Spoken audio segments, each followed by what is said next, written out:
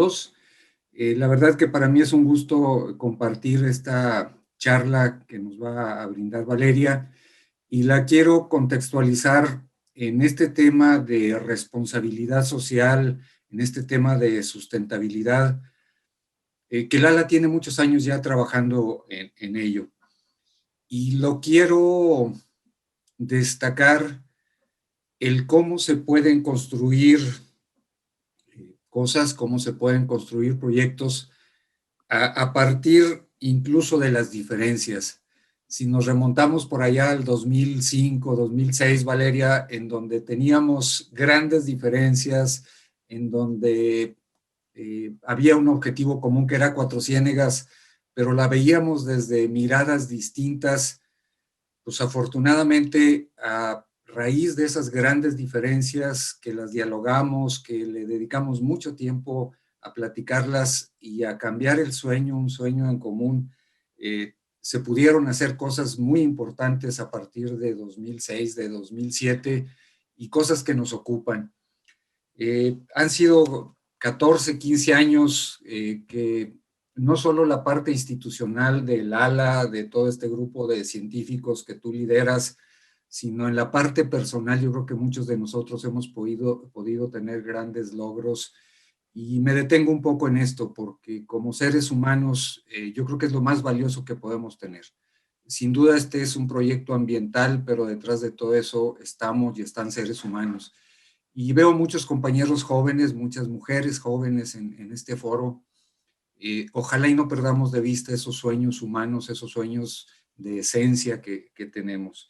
Y bueno, lo más valioso ha sido no solo que logramos limar esas diferencias, sino que elaboramos proyectos en común por Cuatro Ciénegas, y no solo proyectos por el agua, que fue en su momento el tema central, sino proyectos que tienen que ver con la educación ambiental de niños, proyectos que tienen que ver con la ciencia de jóvenes, de escuelas de la comunidad que ahora pues están resaltando a nivel científico, me atrevería a decir hasta a nivel mundial, el que hayamos puesto más los ojos en esa comunidad con tanta pobreza y que Lala esté dando lo mejor que sabía hacer, que son sus productos, el que podamos estar contribuyendo con nuevos proyectos como es este del Plan 2040, en fin, que a lo largo de esos 14, 15 años hayamos seguido construyendo y no simplemente cerrado una diferencia y ahí murió, sino la cerramos y construimos a partir de ella. Entonces, Valeria, la verdad es que ha sido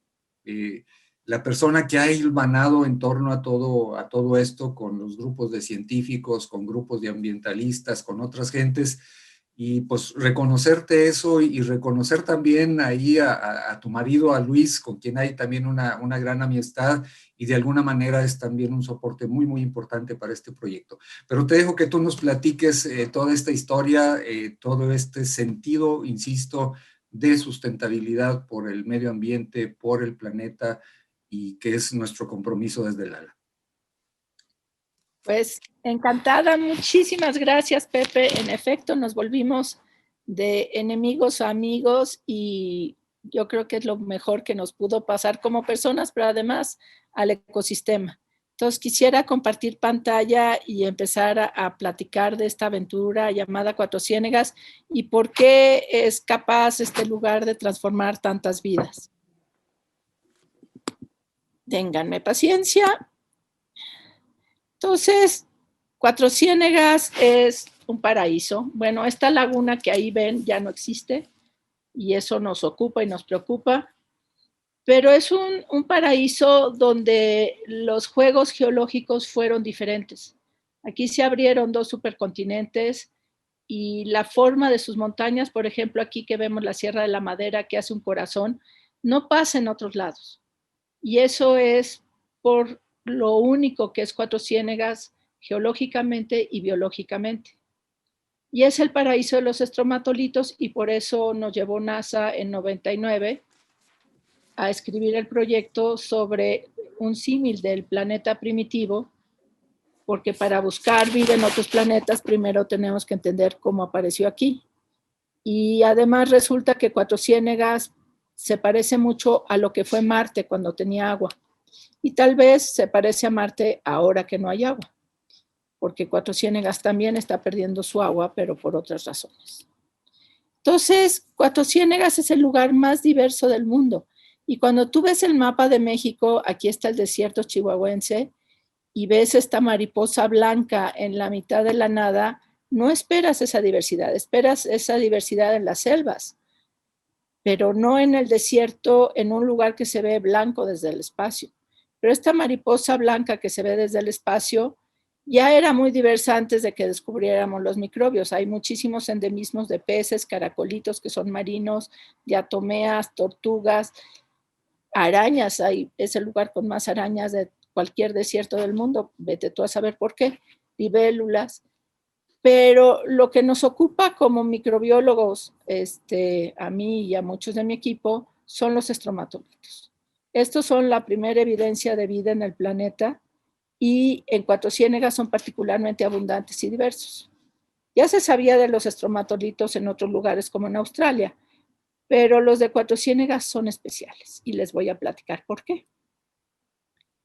Primero veamos desde la Sierra de la Madera, la que hace el corazón, que en realidad es lo que se llama una cabalgadura de 3,000 metros de altura. Esta montaña parece la nariz de un dinosaurio o una nave espacial. Me gusta pensar que es una nave espacial, nada más porque Star Wars fue parte de la cultura cuando crecieron mis hijos. Y esta especie de nave que guardó el tiempo tiene fuego en la panza. Y ese fuego ha determinado realmente lo que es Cuatro Ciénegas. Gracias a esta montaña, el agua se recicla entre la superficie y las profundidades, y ese fuego hizo que se levantara junto con los sedimentos marinos, tal vez desde el inicio de la diversidad hace 4,000 millones de años. No sabemos qué tan profundo puede llegar esto, porque no tenemos las herramientas. Ahorita van a ver cuáles son nuestras herramientas. Los estromatolitos de Cuatro Ciénegas son los arrecifes del pasado y perduraron en el planeta por 3,000 millones de años. Era lo único que había, son estos arrecifes calcáreos que se llaman estromatolitos porque son rocas con rayas. Y no había suficiente fósforo en los mares del pasado, que no eran azules, eran anaranjados, por 3,000 millones de años, hasta que los hielos los soltaron, y ahorita vamos a platicar un poquito de eso. Pero hasta entonces los estromatolitos era lo único que había. Han sido la vida dominante en el planeta por la mayor parte de su historia. Recordemos que nosotros somos nada, un parpadeo en la historia del planeta. Y por eso nuestro libro precioso de Cartas de Amor al Ecosistema, que publicó Lala, por cierto, se llama Parpadeo Cósmico.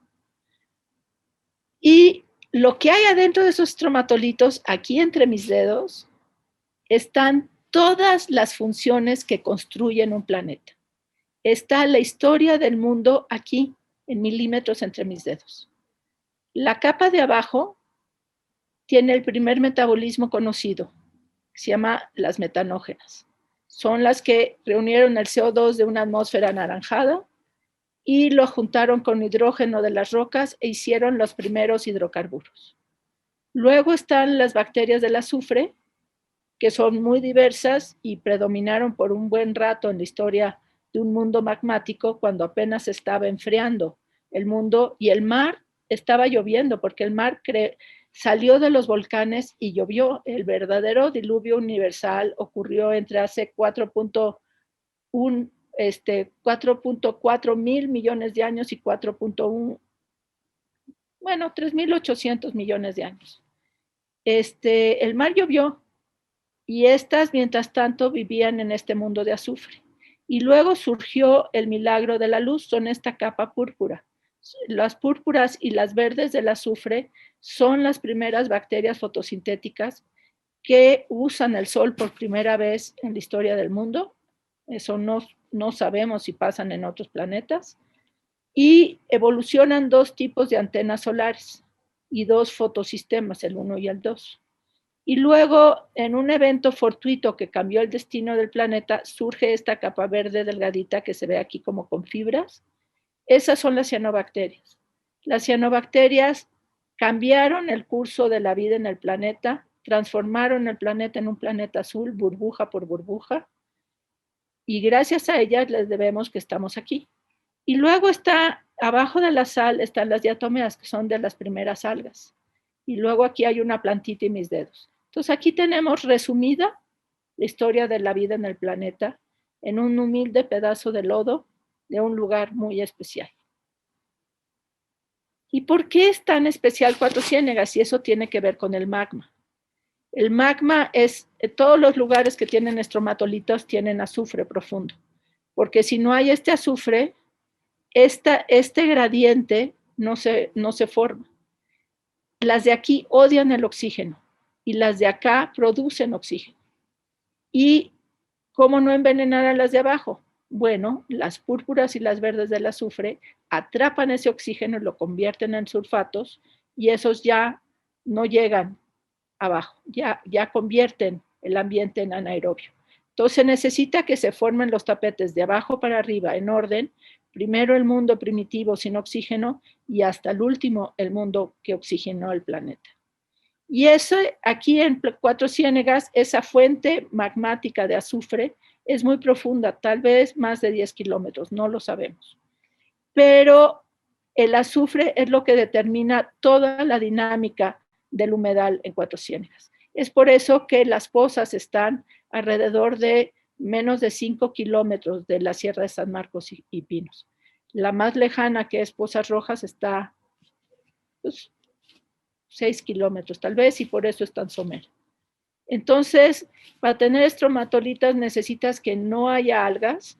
Las algas rompieron con los estromatolitos porque crecen muy rápido y los estromatolitos crecen lento. Que exista azufre profundo y que haya agua y sol. No necesitan tantas cosas. Si hay esas condiciones, se van a formar estromatolitos. Ahora, las de Cuatro Ciénegas son especiales y les dije que ahí se rompieron 2 supercontinentes. ¿Cómo sabemos eso? Por algo que se llama reloj molecular que está dentro del ADN de las bacterias. En este caso es un artículo que publicamos en 2018, que fue producto de 18 años de trabajo, donde medimos qué tanto muta, qué tanto cambia el ADN de estas bacterias en relación a las conocidas. Las conocidas no tienen raya azul y las de Cuatro Ciénegas tienen esta mancha azul.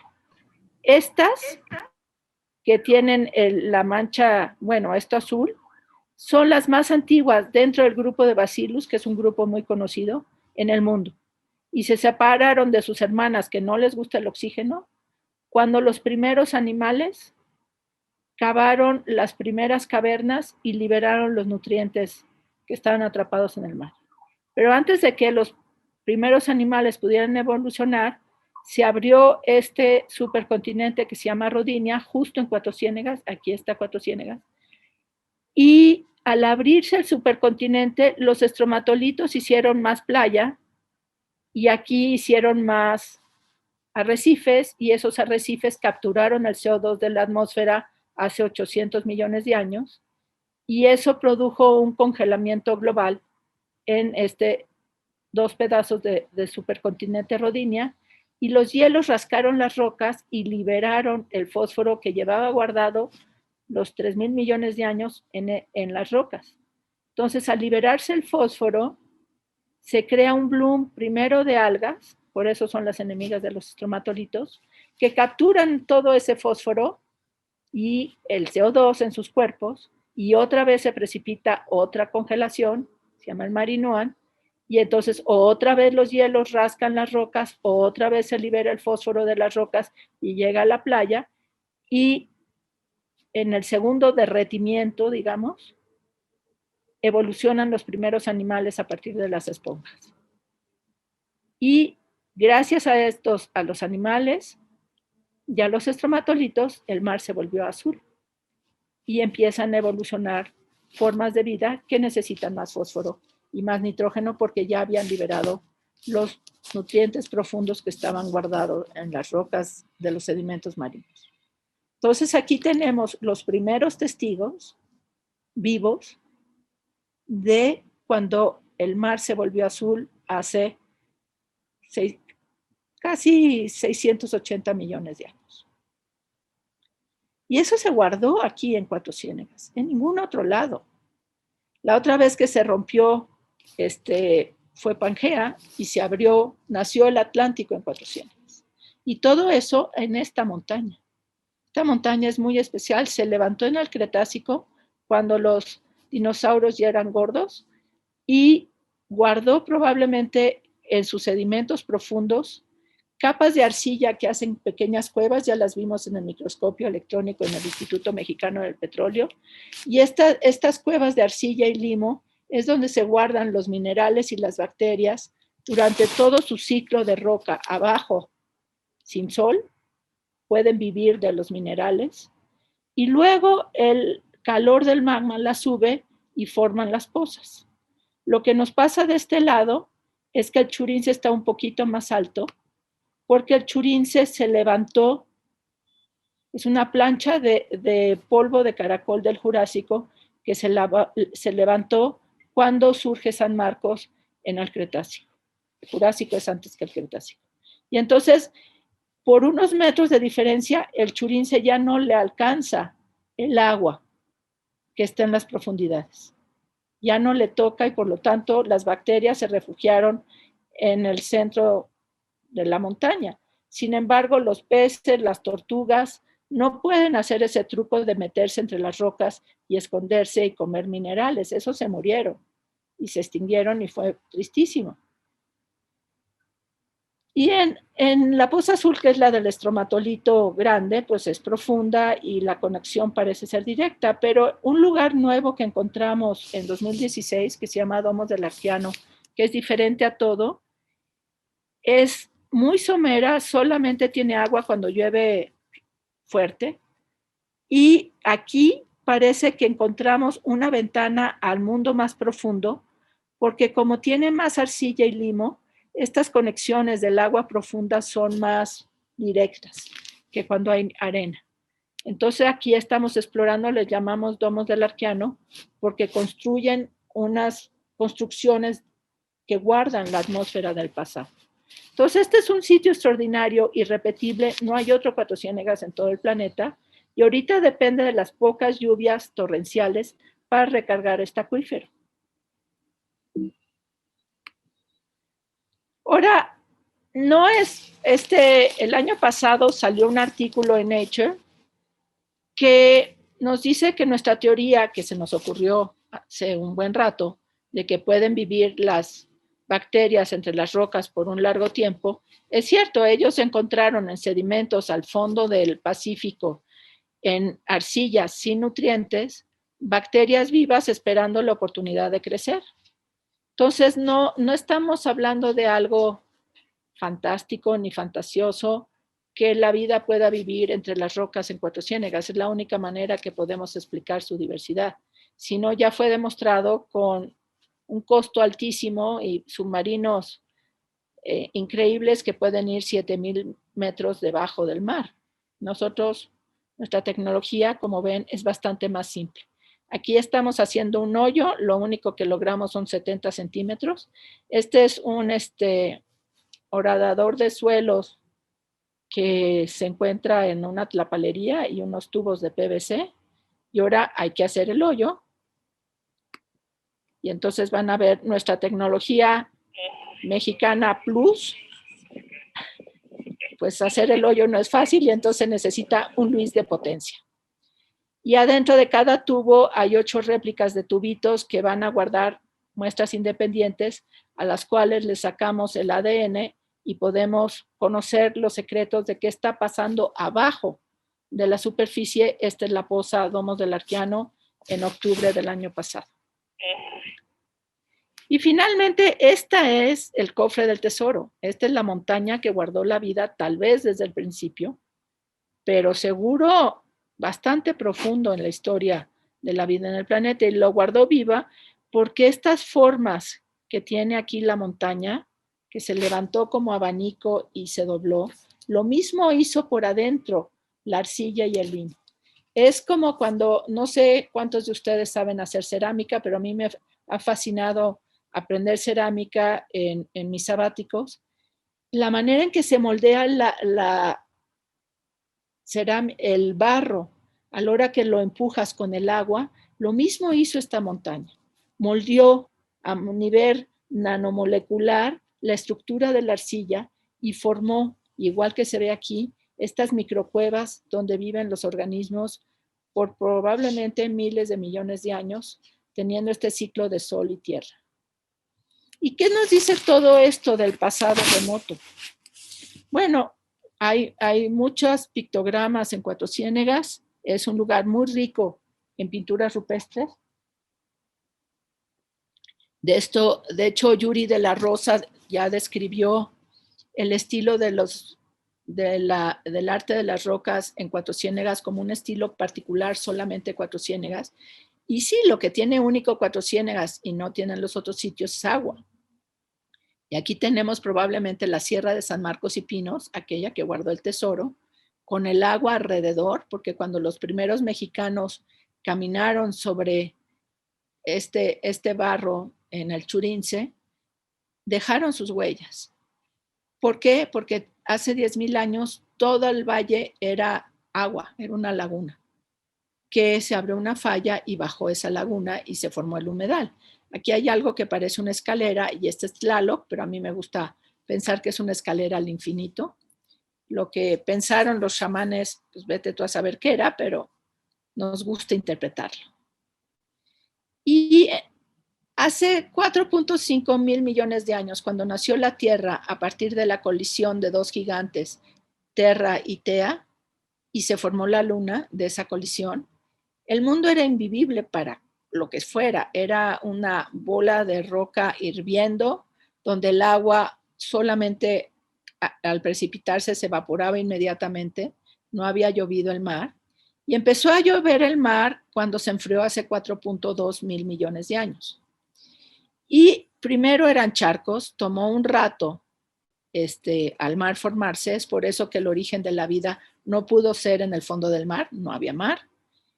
A mí la teoría que más me gusta es en este hoyo es probablemente un cráter de un asteroide y el golpe de la caída del asteroide liberó el fósforo de las rocas. Se acuerdan que el fósforo es muy importante y sin él no hay vida grande.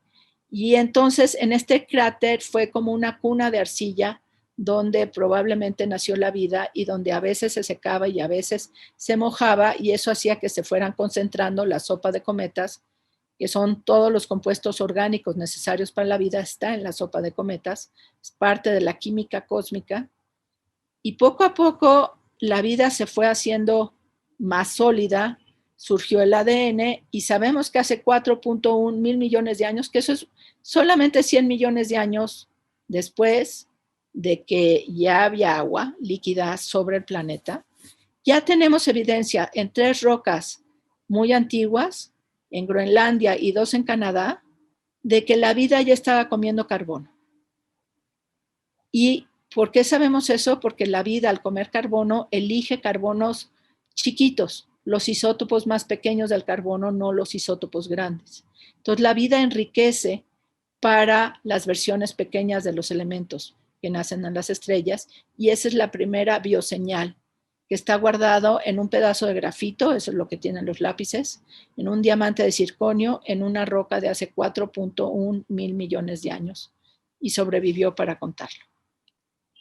Entonces, mi pregunta es no cómo se originó la vida, eso es un asunto químico y profundo, sino cómo se diversificó, cómo pasamos de una cosa que dibuja Darwin en su libro del origen de las especies, de hecho este es el único dibujo que hay en el origen de las especies, cómo pasamos del 1 a miles de millones, cómo fue la diversidad, por qué hay tantas especies, esa ha sido mi pregunta desde que soy niña y era el misterio abominable de Darwin, ¿por qué este planeta es tan bello y tan lleno de vida?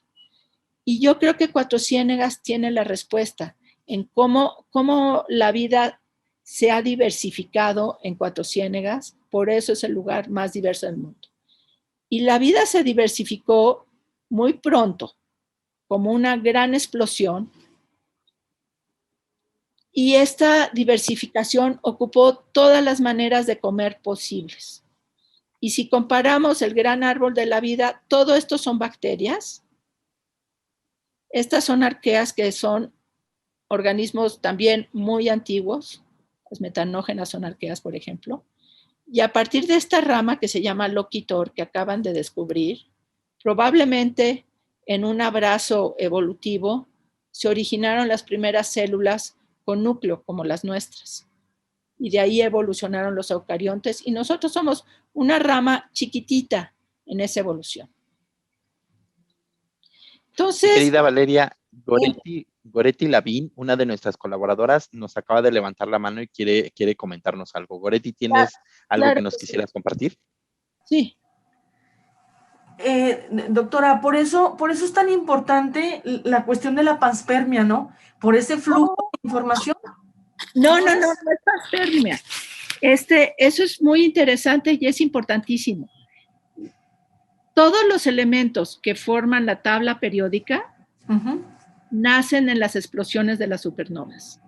Okay. Nuestra galaxia es producto de una explosión de supernova de tercera generación. ¿Cómo sabemos eso? Porque las primeras estrellas brillan por el helio y hidrógeno. Eran los únicos dos elementos que había cuando empezaron a brillar las estrellas un rato después del Big Bang. Esas son las estrellas de primera generación. Cuando esas estrellas explotaron, el calor dentro de la supernova, por fusión nuclear, creó los primeros elementos de la fila, o sea, el carbono, el nitrógeno, el oxígeno, están en esos. Pero no había metales. Se necesita de una explosión de tercera generación para que haya metales. Y en los cometas, en el hielo de los cometas, cada vez que un cometa pasa cerca de su estrella, hay suficiente energía cósmica para juntar estos elementos, y total tienen mucho tiempo dando vueltas, miles de millones de años de generación de compuestos orgánicos en los cometas. ¿Qué es diferente un meteorito de un cometa? El cometa tiene agua. Y hay dos tipos de cuerpos celestes. Los tipos metaloides, que son los meteoritos, y los tipos condrita carbonosos, que son los asteroides, que tienen carbono y agua. Y la Tierra se formó del choque de uno rico en metales y otro rico, una tea era rica en agua y en carbono. Entonces los elementos ya están en la Tierra primitiva.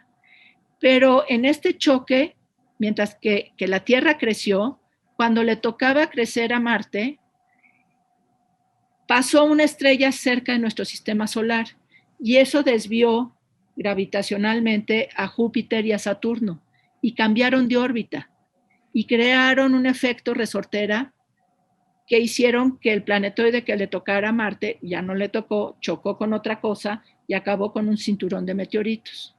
Y esos meteoritos son lo que nos queda de este polvo de estrellas original que formó al sistema solar.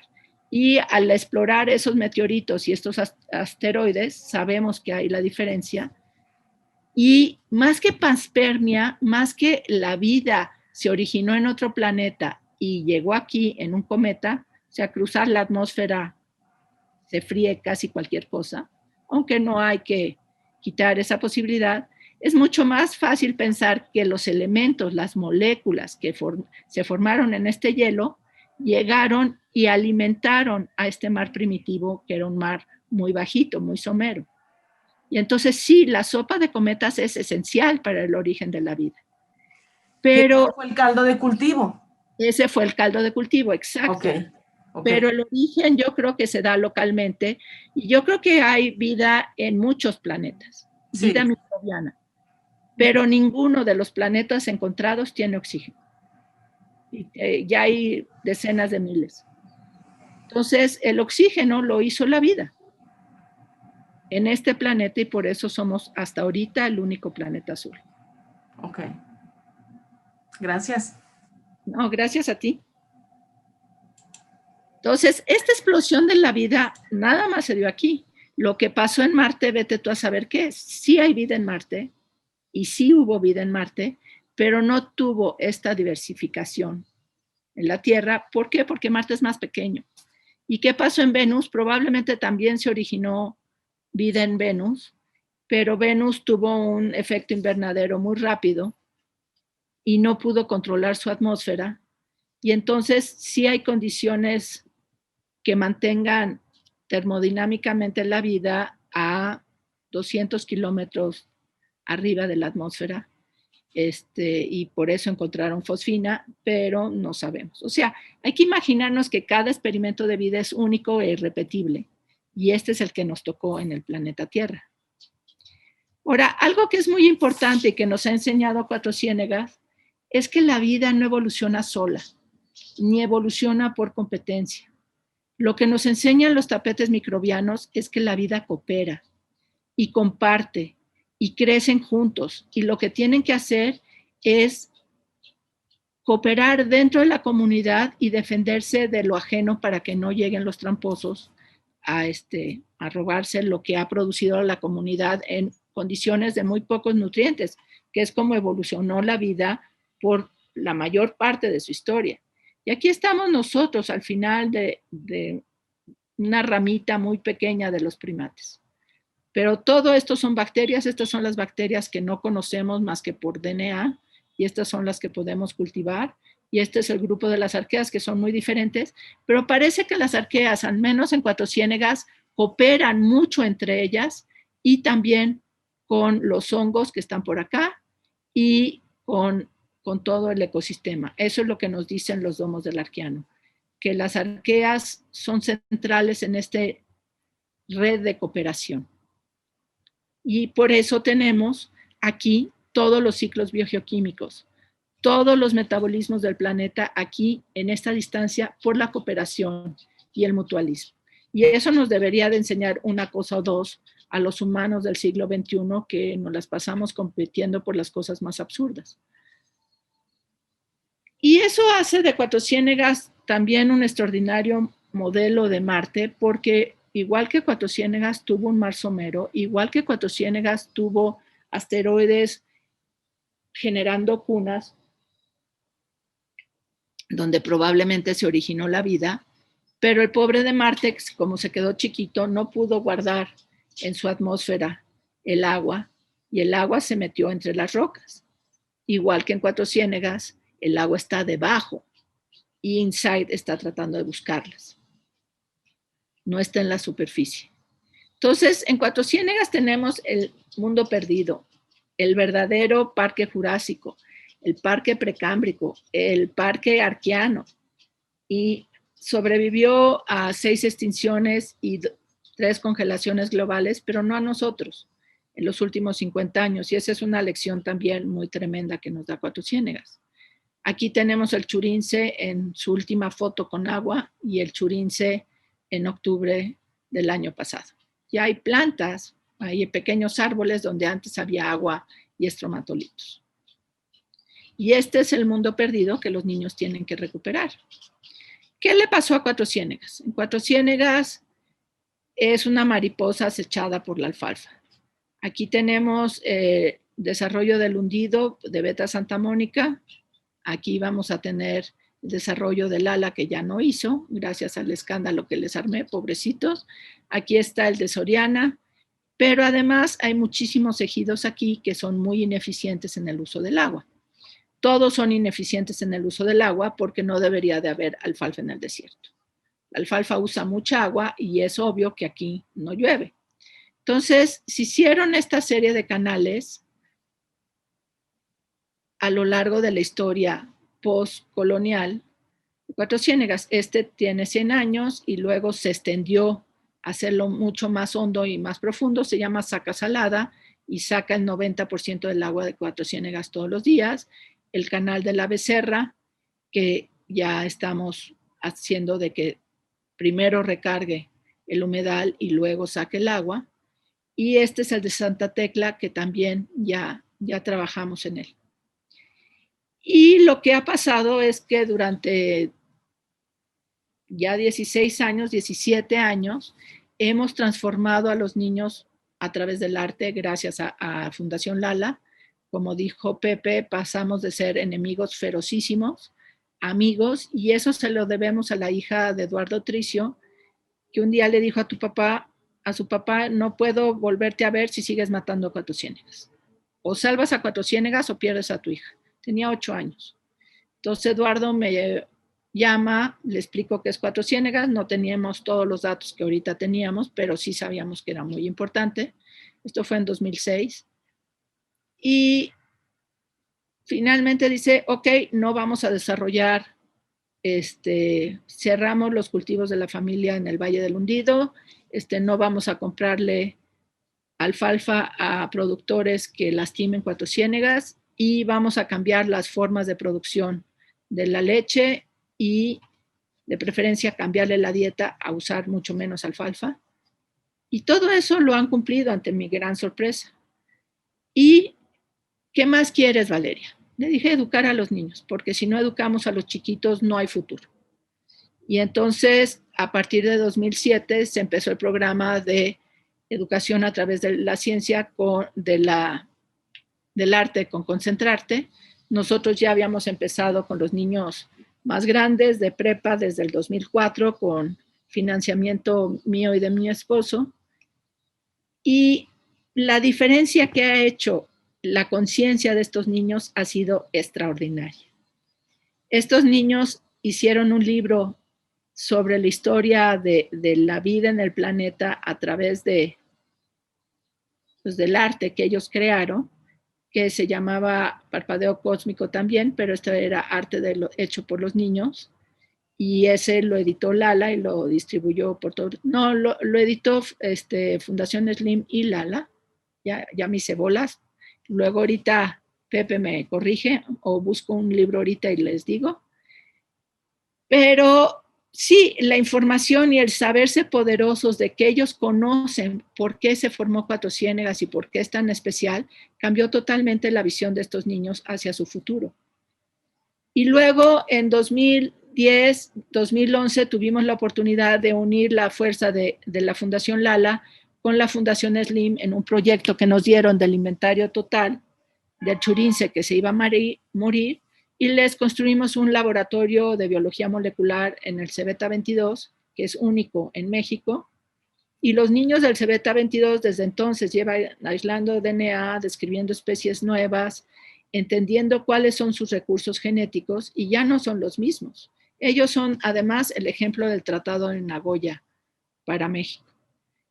Y aquí los tienes, niños de otras generaciones enseñándoles a los futuros, y también le enseñan a niños de otras escuelas. Y sí, son el futuro. Estos niños ya no son, bueno, en este caso niñas, no son las mismas. Y luego le pedimos otro favor a la Fundación Lala, fue darnos una camioneta para que los chavos puedan salir al campo y puedan ver el agua y entender lo que está en juego con una agricultura mal enfocada. Y eso fue un enorme regalo que nos dio Lala en 2008, y desde entonces llevamos maestros y alumnos al campo constantemente. Y gracias a esa camioneta, los niños también del Cebeta 22 pudieron hacer un proyecto de exterminación de un pez invasor que se llama pez joya, un pez sudamericano, que se comía la comida y desplazaba a los peces endémicos. Y es gracias a la camioneta que ellos mismos fueron partícipes de este rescate, pero además descubrieron que la harina de ese pescado joya se la podían dar a los cerdos, y de esta manera hacer un ciclo virtuoso a partir de una especie invasora. Y finalmente, este niño que fue a Las Pozas conmigo y Luis en 2004, ahora es un doctor en biotecnología, es el director del proyecto Génesis, que está amplificando lo que hace el Cebeta 22 en el Laboratorio de Biología Molecular, y ya con más recursos, tanto humanos como físicos, ellos ya van a explorar la posibilidad de utilizar los recursos genéticos de Cuatro Ciénegas comercialmente, y que ese dinero se quede en Cuatro Ciénegas. Es un proyecto increíble, y Héctor encontró en su tesis de doctorado cura al cáncer y muchos antibióticos nuevos de los cuales la medicina no tenía idea. Entonces, el potencial biotecnológico de Cuatro Ciénegas es gigantesco, y gracias a ese tipo de desarrollos con Génesis y el 2040, esos desarrollos no se los roba a alguien, sino se quedan dentro de Cuatro Ciénegas para el desarrollo sustentable de Cuatro Ciénegas. Y yo creo que eso es de las cosas más satisfactorias que nos ha pasado en nuestra carrera a Luis y a mí, aquí en pandemia, en octubre del año pasado. Y de lo que estoy más orgullosa es que el 19 de octubre de 2021, los chavos del Cebeta, con sus papás y tíos, reabrieron el camino de un río que estaba muerto. Este es el inicio del canal Saca Salada, y recausaron el agua de Saca Salada a que regresara al ecosistema. Y eso, junto con una nueva visión de la agricultura sustentable, aquí tenemos lombricomposta donada por un socio del ALA en Torreón, podemos hacer de Cuatro Ciénegas el ejemplo de cómo trabajar con el desierto en lugar de en contra del desierto y transformarla a la sociedad a través del conocimiento. Y este es uno de los humedales recuperados gracias a Mauricio de la Maza y de los fondos conseguidos por Donadora. Y este es el humedal de Rancho Orozco, que pertenecía a Santa Tecla. Ya Santa Tecla se cerró y esto que estaba totalmente seco ahora está lleno de vida. Ya hay peces y tortugas donde había desierto. Y este es un río, el río que renació. Este era un cauce que estaba seco por 100 años y pueden escuchar el agua, es mágica. Ya mide 1 metro de profundidad y recorre 7 kilómetros. Y ya los animales se acercan y el humedal a su alrededor está aumentando y ya está alimentando a los estromatolitos que llevan 100 años muertos y se están recuperando. Y aquí está el equipo de la revista Gato Pardo que va a sacar un número especial sobre el agua, donde la historia de esperanza en medio de tanta desesperanza es precisamente Cuatro Ciénegas. Y finalmente, todos sabemos que el agua es un valor indispensable para la vida y si no la cuidamos se va. Y si se va la vida. Es nuestra responsabilidad mantenerla limpia, fluyendo y nutriendo a los ecosistemas. Y esa es la clave, que primero va la naturaleza y después nosotros. Ese es el gran aprendizaje de finales del siglo XX. Cuando pensamos que los humanos van primero y la naturaleza después, acabamos con el ecocidio que estamos atestiguando y el cambio climático y todos estos desastres que hacen que la vida humana esté en peligro, porque el agua es sagrada. Eso lo sabían todas las culturas. ¿Qué nos pasó? ¿Por qué olvidamos que el agua es sagrada? Y es sagrada no solo porque nace de las estrellas, sino porque define la vida. Sin agua no hay vida. Muchísimas gracias.